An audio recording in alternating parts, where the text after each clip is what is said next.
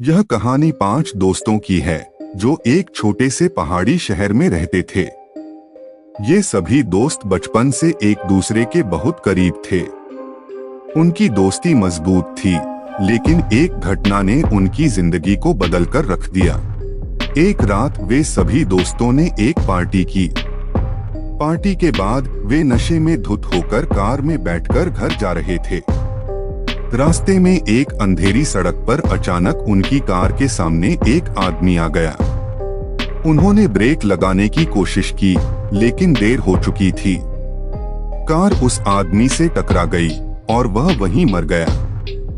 घबराहट में दोस्तों ने उस शव को पास के जंगल में ले जाकर दफना दिया और किसी से कुछ नहीं कहा। लेकिन वह दुर्घटना उनकी जिंदगी में एक भयानक मोड़ ले आया।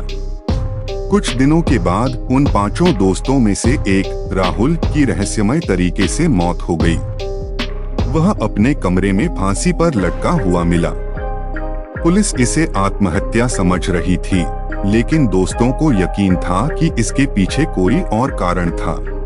राहुल की मौत के कुछ ही दिन बाद एक और दोस्त, स्नेहा, की भी रहस्यमय तरीके से मौत हो गई। वह बाथरूम में फिसलकर गिर गई, लेकिन उसके शरीर पर अजीब निशान थे।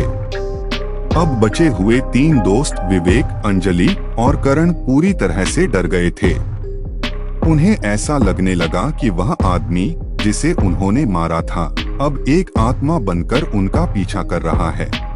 विवेक ने सोचा कि वह आत्मा से माफी मांगकर इसे रोक सकता है। वह उस जगह पर गया जहां उन्होंने शव को दफनाया था, लेकिन वहां पहुंचते ही उसे महसूस हुआ कि वह अब जिंदा नहीं बचेगा। अंजलि और करण ने उसे ढूंढने की कोशिश की, लेकिन उन्हें केवल उसका लहूलुहान शरीर मिला। अब वे दोनों ही बचे थे, लेकिन उनके पास समय बहुत कम था।